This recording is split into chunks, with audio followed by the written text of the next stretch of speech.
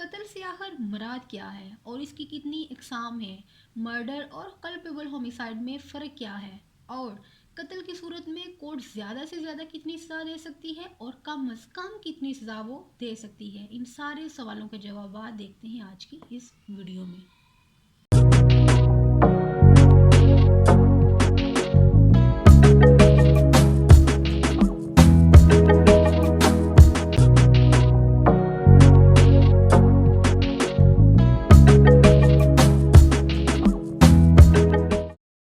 अस्सलाम वालेकुम। HD global series में आपको वेलकम कहते हैं।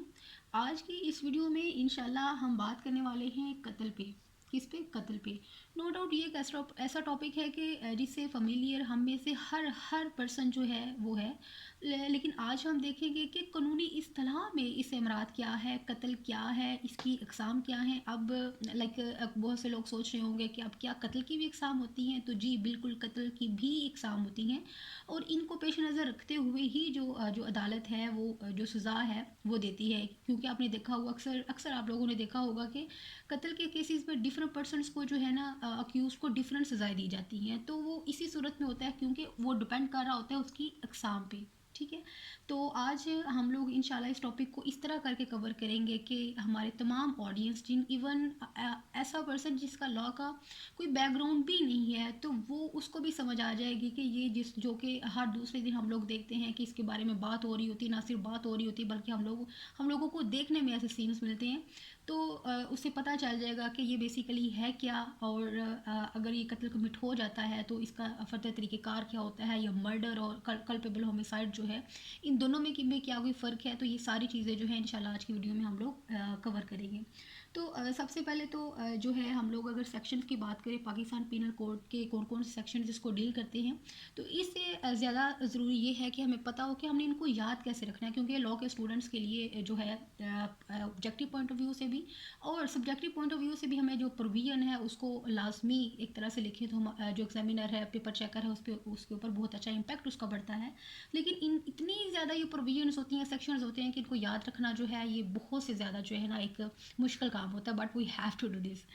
तो इसके लिए यही स्टूडेंट करते हैं कि डिफरेंट टेक्निक्स जो है ना वो यूटिलाइज़ करते हैं। तो कत्ल को इन प्रोविजंस को याद रखने के लिए बहुत ही ज़्यादा से जो आसान है वो हमने करना क्या है कि हम 3 का फिगर जो है ना आप लोग याद रख लें। क्या है 3 का फिगर? क्योंकि कत्ले अहमद की अगर हम बात करें तो ये क्या है कि 300 एंड 301 जो है वो इसको डिफाइन कर रहा होता है। अब 3 का टेबल जो है 5 तक लेके जाए तो ये देखिए हमारे पास इसकी नेक्स्ट जो टाइप आ जाती है हमारे पास।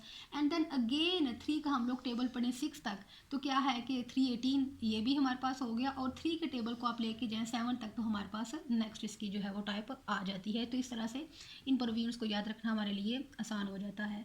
तो सबसे पहले अगर हम बात करें कि बेसिकली कत्ल है क्या, तो कत्ल क्या है कि इसमें क्या होता है, किसी पर्सन की जो डेथ है वो कॉज की जाती है। क्या है कि उसकी जो नेचुरल जो उसका एक हक है एक पर्सन का ज़िंदा रहने का, उसको छीन लिया जाता है एक तरह से। उस पर्सन की डेथ कॉज कर दी जाती है, उसको मौत के घाट उतार दिया जाता है। तो इसको हम बोलते हैं कत्ल। ठीक है, अब अगर हम बात करें मर्डर की, because there is a lot of confusion between murder and culpable homicide, कि इन दोनों में फ़र्क क्या है। जब हम इनके फ़र्क की बात करते हैं, इनमें बेसिक जो डिफरेंस है वो हमारे पास ये है कि जब मर्डर की बात हो तो इसमें क्या होता है, इंटेंशन बंदे की मौजूद होती है। इंटेंशन उसको पता होता है कि मैं ये करने वाला हूँ या मैं ये करने जा रहा हूँ, अब मैं ये जो एक्ट कर रहा हूँ इसके नतीजे में क्या होगा, अगले बंदे का कत्ल हो जाएगा, उसको पता होता है, उसकी इंटेंशन होती है ये वाला काम करने की। ऑन दी अदर हैंड जब हम कल्पेबल होमिसाइड की बात करते हैं तो इसमें इंटेंशन ये जो है ये नहीं होती। वो ये नहीं चाह रहा होता कि एक पर्सन जो है वो फोर्थ हो जाए या उसकी डेथ हो जाए। तो ऐसा नहीं है। बेसिक डिफरेंस इन दोनों में हमारे पास यही आता है, राइट। और इससे जब हम बात करते हैं डिफरेंट काइंड्स ऑफ मर्डर की या कत्ल की, तो इसमें बेसिकली हमारे पास 4 टाइप्स हैं। कितनी टाइप्स हैं? 4 टाइप्स हैं। सबसे पहले क्या है, कत्ले अम्द। अब कत्ले अम्द क्या होता है? कत्ले अम्द की जब हम बात करते हैं और इसके इंग्रेडिएंट्स को देखते हैं कि ऐसे कौन से एलिमेंट्स हैं जो कि इसको कत्ले अम्द बनाते हैं, तो सबसे पहले वही बात इंटेंशन वाली। इसमें क्या है, इंटेंशन मौजूद होती है। उस बंदे को नॉलेज होता है कि मैं ये जो एक्ट करने जा रहा हूँ इसका नतीजा जो है वो क्या होगा। उसकी इंटेंशन होती है, उसको नॉलेज भी होता है कि मैं लेट्स सपोज के फॉर आपको पता है कि अगर आप किसी पर्सन के सर में जो है वो कल्हाड़ी मार देते हैं तो क्या होगा, इसकी ऑर्डिनरी कोर्स ऑफ नेचर क्या होगा, उसका रद्दमल, उसके कॉन्सिक्वेंसेस क्या होंगे कि उस बंदे को मोस्ट प्रोबेबली क्या होगा, उसका कत्ल हो जाएगा। तो कत्ल अमद क्या है, उसमें बंदे को पता होता है what he is going to do और इसका अफेक्ट क्या होगा, इसके कॉन्सिक्वेंसेस क्या होंगे। इसी तरह जब हम बात करते हैं कत्ल शबी अमद, शबी अमद क्या है, शबी जैसा, क्या है, जैसा, कि ये भी कत्ल है, लेकिन क्या है इसमें फ़र्क क्या है कि इसमें कोई पर्सन जो है उसकी इंटेंशन तो होती है, लेकिन इंटेंशन क्या उसकी होती है, उसकी इंटेंशन होती है हार्म करने की, क्या करने की, बॉडी हार्म करने की उसकी इंटेंशन होती है। लाइक उसका ये नहीं होता कि ये पर्सन है इसकी डेथ हो जाए, नहीं, वो उसको बॉडली हार्म उसका करना चाहता है, लेकिन उसका अफेक्ट क्या होता है, उसका अफेक्ट होता है कि उस बंदे की डेथ हो जाती है। मजीद इसमें क्या है कि वो जो एक्ट कर रहा होता है वो मोस्ट प्रोबेबली उसका नतीजा क्या होता है, वो कत्ल नहीं निकलता। फॉर इंस्टेंस इसकी मिसाल हम ऐसे ले सकते हैं कि किसी पर्सन को अगर आप एक स्टिक लगाते हो, अब देखो किसी को स्टिक मारने से क्या उसकी मौत तो नहीं हो जाती, आम हालात में नहीं होती, लेकिन क्या है अगर उस बंदे की मौत हो जाए तो इसको क्या हुआ, ये शबीह अम्द, क्या है कि इंटेंशन थी, लेकिन क्या इंटेंशन थी, कत्ल की इंटेंशन नहीं थी, इंटेंशन थी उसको बॉडली हार्म करने की, उसको कोई ज़रर पहुंचाने की, उसको कोई जख्म पहुंचाने की, ठीक है। लेकिन क्या हुआ उसके नतीजे में, क्या होगा, उसका मर्डर हो गया, और जो एक्ट था, वो जो काम था, वो भी ऐसा नहीं था कि आम हालात में जिसमें किसी की वफात हो जाए, right. And then third one हमारे पास क्या आता है, कत्ले ख़ता। ख़ता जैसा कि लफ्ज़ से आपको वाज़ा हो रहा है कि ख़ता के कोई गलती हो गई, कोई जुर्म हो गया, like not in that sense कि इसमें इंटेंशन जो है उस बंदे की इंटेंशन वाला एलिमेंट नहीं है, ना तो उसकी इंटेंशन है कि मैं इसको बॉडली हार्म करूँ, ना ये इंटेंशन है, और ना ही उसकी इंटेंशन है कि मैं उसको जो है उसकी डेथ कॉज करूँ, इस ऐसी उसकी कोई उसको जिसे कहते हैं ना कि उसको नहीं पता कि मैं ये करूँगा तो इसका नतीजा क्या हो जाएगा, लाइक उसका इसमें एलिमेंट नहीं था उसका कि मैं ये जो पर्सन है इसको कोई बॉडली हार्म करूँ, उसको कुछ जख्म पहुँचाऊँ, या इसकी जो मौत वाक़या हो जाए। जैसे कि आम हालात में हम देखते हैं कि इसकी मिसाल अगर हम ले एक्सीडेंट की, एक्सीडेंट क्या होता है, एक्सीडेंट बेसिकली तो क्या है कि इन इटसेल्फ जो है अगर एक्सीडेंट होता है तो उसकी कानून में हमारे पास कोई भी, तो कानून में हमारे पास उसके लिए कोई भी सज़ा नहीं है, अगर आपकी उसमें कोई इंटेंशन नहीं है या आप जानबूझ के ऐसा नहीं चाह रहे, तो उसके लिए ऐसा नहीं कि रोड पे एक्सीडेंट हुआ और बंदे जो है उसको जो पुलिस है वो उनको पकड़ के ले गई हो जी भाई इसने जुर्म किया, ऐसा नहीं है। लेकिन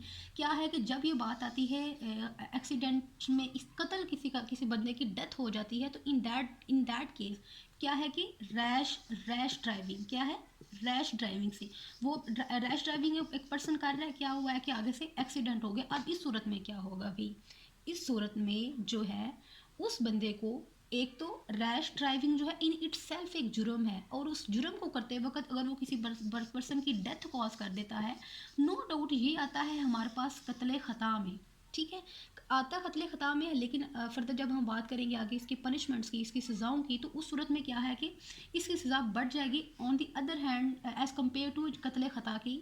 आम सूरतों में अगर किसी से कोई ऐसा हो जाता है कत्ले ख़ता में, उसका जो मर्डर है वो आता है, तो इस सूरत में सज़ा कम होगी, ऑन दी अदर हैंड इस सूरत में उसकी जो सज़ा है वो ज़्यादा होगी, जिसको फर्दर इंशाल्लाह हम आगे डिस्कस करते हैं। एंड फोर्थ वन लास्ट क्या है हमारे पास, कत्ले बिसबब। अब देखो सबब से, लफ्ज़ सबब से ही जो है वाज़ा हो रहा है कि डिसबब हो गया, कॉज बन गई, वजह बन गई। इसमें भी क्या है कि कोई पर्सन जो है उसको उसकी इंटेंशन नहीं थी, उसने जानबूझ के ऐसा नहीं किया कि मैं जो है किसी पर्सन को बॉडली हार्म पहुंचाऊं या किसी पर्सन की डेथ कॉज करूं, लेकिन क्या है उसने कोई अनलॉफुल एक्ट की है, क्या उस पर्सन की ने किए अनलॉफुल एक्ट किया, और उसके नतीजे में क्या हुआ कि किसी पर्सन की जो है ना वो डेथ हो गई है। अब क्या कि इसकी मिसाल हम ऐसे ले सकते हैं, आप लोगों ने अक्सर देखा होगा कि रोड्स के ऊपर लोग क्या करते हैं कि ऐसा कोई गड्ढा खोद दिया है, रात का वक्त है, अगर कोई पर्सन जाते दफ़ा वहाँ से गुजर रहा है और उसमें गिर जाता है, तो इसमें क्या हुआ, और अब उस पर्सन ने क्या किया, एक सबब बना के वहाँ पे जो खोदा था, गड्ढा खोदा था, उसने एक सबब बनाया जिसके नतीजे में क्या हुआ, एक पर्सन उसमें गिरा, उसकी डेथ हो गई। तो ये क्या है, बेसिकली हमारे पास 4 टाइप्स ऑफ कत्ल हैं, और आगे हम लोग देखते हैं कि इनकी जो पनिशमेंट्स हैं, इनकी जो सज़ाएँ हैं वो क्या होंगी। जब हम इनकी पनिशमेंट्स की सज़ाओं की बात करते हैं, तो कत्ल अम्द में क्या हम देखते हैं कि इसमें 3 टाइप्स की हमारे पास जो है ना वो सज़ाएँ हैं। एक तो क्या है कि उस पर्सन की जो है उसको जो अदालत है उसको उसको डेथ जिसे कहते हैं सज़ाए मौत। एंड देन क्या है कि इम्प्रिजनमेंट फॉर लाइफ, उसके लिए क्या है इम्प्रिजनमेंट फॉर लाइफ के लिए उसको दे दे। एंड थर्ड वन क्या उसको कर दे, क्या कि इम्प्रिजनमेंट में एक्सटेंड जो कि 25 साल तक, क्या है 25 साल तक जो है ना, विच डज़ नॉट मीन कि उसको 25 साल जो है ना वो सज़ा देगी, बल्कि इससे मुराद क्या है कि 25 साल तक दे सकती है कि लाइक वो 1 साल भी हो सकती है, वो 10 साल भी हो सकती है, 15 साल भी हो सकती है, लेकिन मैक्सिमम क्या है वो 25 साल। अब की सूरत में कब उसको जो है वो डेथ होगी, कब उसको इम्प्रिजनमेंट जो है ना वो लाइफ होगी, और कब उसको जो ये वाली सज़ा होगी विच में एक्सटेंड टू 25 ईयर्स, तो इसके ये डिफरेंट सूरतें हैं, लाइक किन किन सिचुएशंस में कोर्ट ऐसा करेगी। लेकिन as I told you very earlier कि हमारा आज का जो लेक्चर है वो हमने एक जनरल पब्लिक के लिए बुलाया है कि ऐसे पर्सनस जो जिनका लॉ का बैकग्राउंड नहीं है वो भी इसको बड़ी आसानी से समझ सके। तो इसलिए हम इन डिटेल नहीं जाएंगे कि कब कसास की सूरत में ये होगा, या कहाँ जहाँ पे कसास लाइबल ना हो तो क्या होगा, लाइबल हो तो क्या होगा। लेकिन बेसिकली क्या है कि इन ये जो सज़ाएँ हैं ना, इनमें से कोई भी जो सज़ा है ना वो हो सकती है, राइट। एंड देन जब हम बात करते हैं शबी अम्द की, तो इसके लिए जो सज़ा है वो अगेन हमारे पास आ जाती है विच में एक्सटेंड टू 25 ईयर्स।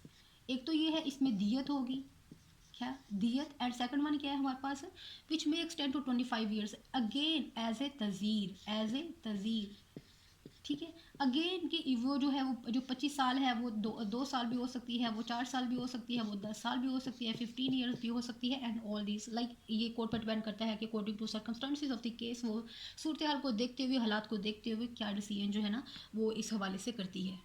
तो ठीक है, लाइक दियत तो लाजमी होगी। अब दियत क्या होता है, जैसे कि ये एक खून बहाव की आसान अल्फाज में क्या है, खून बहाव की कीमत जो पार्टीज़ हैं वो आपस में जब कर लेती हैं तो ये क्या है, ये लाजमी होगा।